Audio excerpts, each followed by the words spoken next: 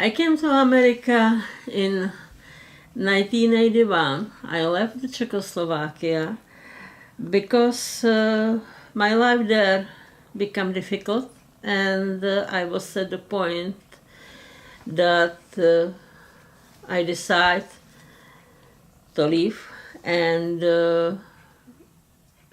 I felt that I have to leave. I cannot formulate it well because I don't want to go to details of the stories from back there because that's not even important, and sometimes I don't even remember that well. But I always had a feeling that my prior feeling was that I really wouldn't like to leave the country, that I was born there, my family was born there, and I was Czech. I got no problem with that. And that it was the country where I felt I belonged.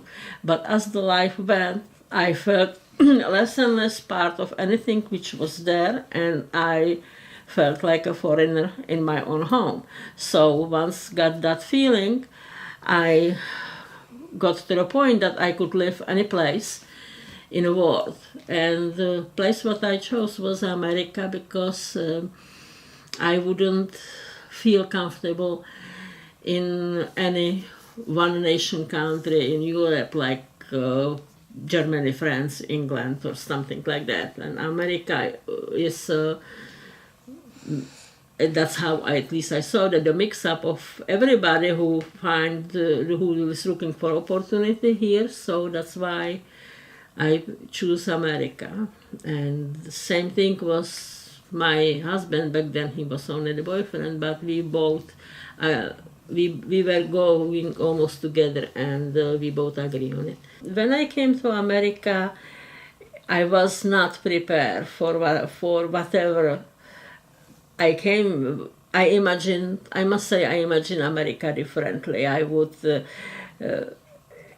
it was overwhelming because when I left country, when I left Czechoslovakia, I saw through just how the train was passing. I was watching from the window. I saw the Hungary, I saw the Yugoslavia, and then I was in Austria, and I visited a few cities. Not only the one there, I traveled back and forth there in Austria, the Vienna, or the Leipzig and Salzburg in Upper Austria, and it all was. I could see the difference between what was called back then East and West. But when I came to America, it was like if one come to a different planet. Through the airport, it was still everything same. But once I get out, the weather, it was hot and humid, and it was nothing what I would imagine. But then the ride to the city, I live for the first 9 years in States, I live in Manhattan, and we were with my husband living on the west side of Manhattan, what was called Hell's Kitchen. And so the streets and everything, it's different than whatever I saw before. The people, every place.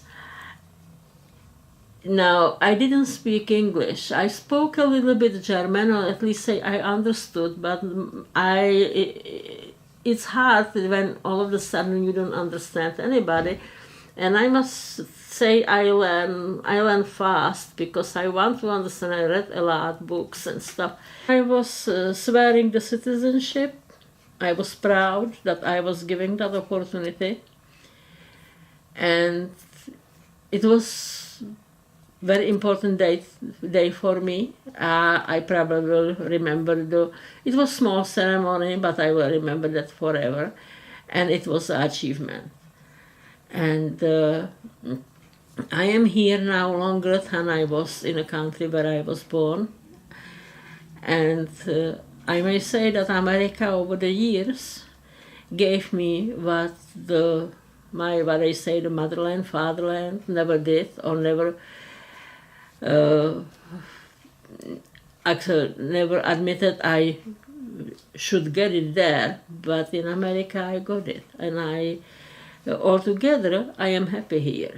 And I think that's one of the most important things, that when we live some kind of life, if we feel happy at the place where we are. It's not easy always, but I am happy I'm in America.